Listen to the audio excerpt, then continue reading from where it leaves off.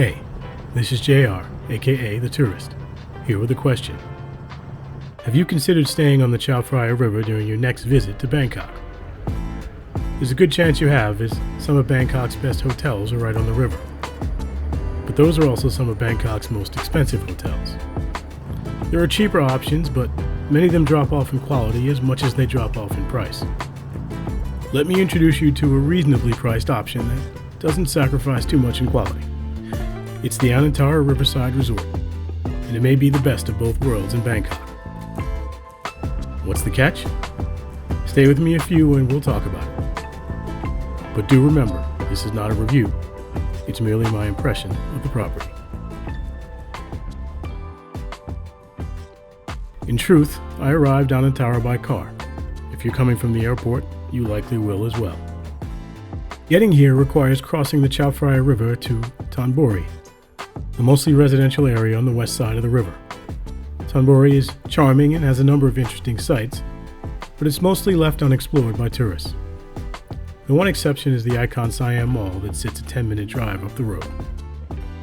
Though Anantara Riverside is further from both airports than most of the other areas that tourists tend to stay in, the taxi ride here won't be much longer, as you'll be covering most of that distance on highways.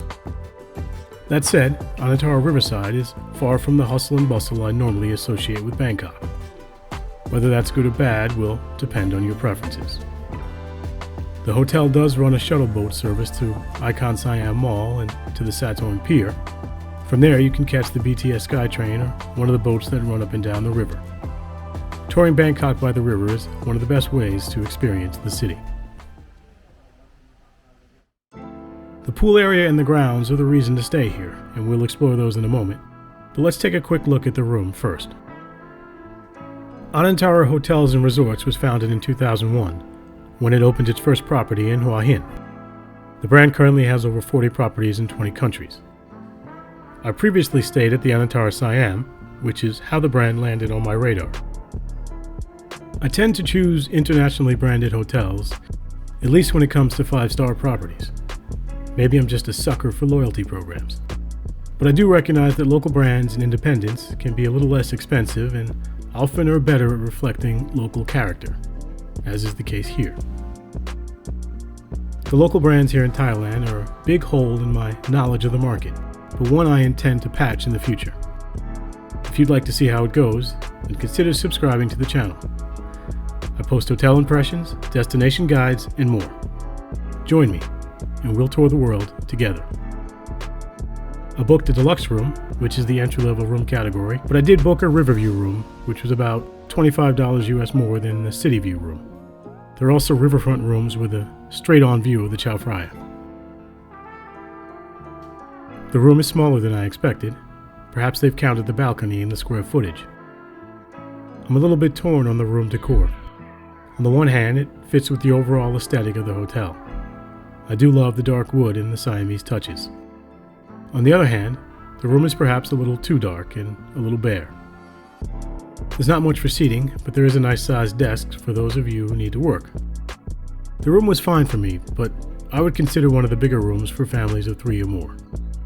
If views are important to you, I would book one of the riverfront rooms. This is in fact a view of the river, but it's not the most spectacular one. I was here in the early part of 2024, and the resort went through a major renovation in 2023. The rooms as pictured on the website look a bit newer. For a moment, I thought maybe the renovation skipped some of the rooms, but I think it's just that the website pictures have better lighting.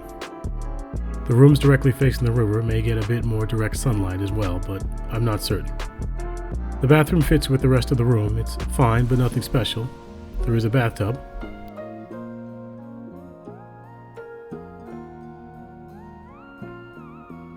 There's a decently stocked minibar, and there's a coffee machine, which I didn't necessarily expect to find.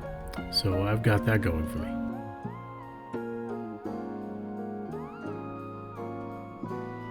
Now that we've seen the room, let's have a stroll around the pool and the rest of the resort grounds.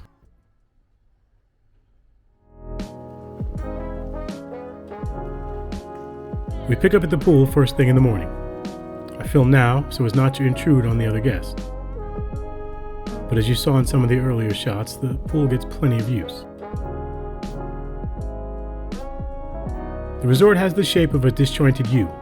The main wing, where the entrance and lobby are, faces the Chao Phraya, with the north wing, where my room is, sitting perpendicular.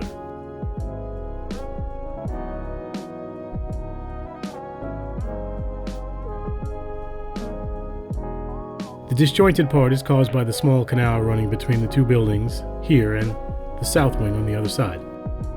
The resort's one and only pool sits between the main building and the river. The pool is another area where both the resort vibe and the local design elements are on full display. If you're keen to stay somewhere that feels like Thailand, then the Anantara pool will deliver.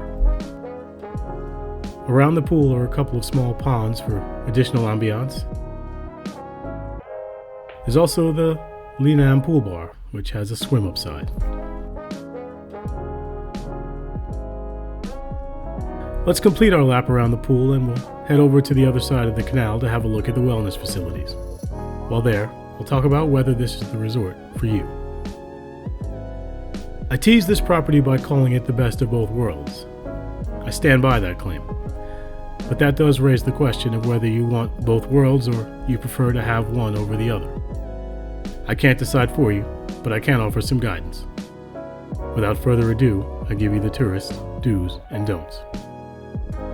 Do stay at Anantara Riverside if you want to be in the city but have the amenities of a nice resort. Do stay here if you want to be on the river at a moderate price point. As I said, there are much nicer riverside hotels, but those properties can charge several times the room rates here. And do stay here if you want an obviously Thai design aesthetic. On the flip side, don't stay at Anantara Riverside if you want to be in the middle of the action. The ferries are convenient, but the property is still a ways from most of the city's attractions and nightlife. Don't stay here if you're looking for a true luxury product. This is a premium 5-star property and a good one at that, but you'll have to spend a little more to cross over into the luxury category. Finally, don't stay here if you want a more updated, modern aesthetic. Overall, I like the feel of the property, but in places, like my room, it could use a refresh. Here on the other side of the canal, we find the Anantara Spa. As I had no treatments, I can't comment on the service, but the atmosphere certainly feels conducive to relaxation.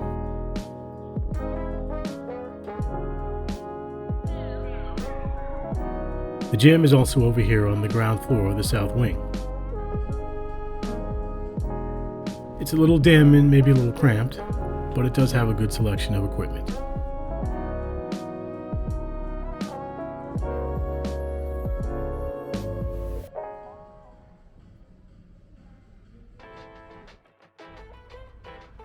The Anantara's website lists 14 different food and beverage outlets, though I believe several of those are actually in the Avani next door. In the south wing, there's Trader Vic's, the chain of tiki-themed bar restaurants. We've already seen the Linam pool bar. There's also the Elephant Bar, which is just off the lobby, and downstairs in the main wing is Mocha and Muffins, the coffee shop.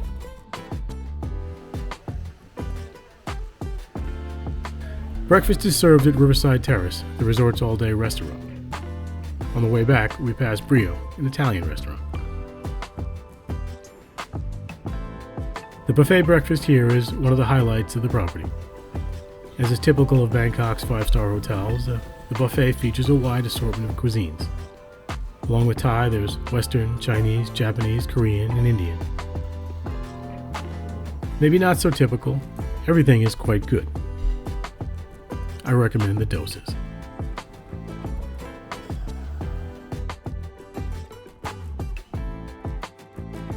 Back here at the pier, we can see one of the boats used for dinner cruises along the river. And here along the river is as good a place as any to end our look around the Anantara Riverside Resort. Thank you for staying with me until the end. Stay tuned for more.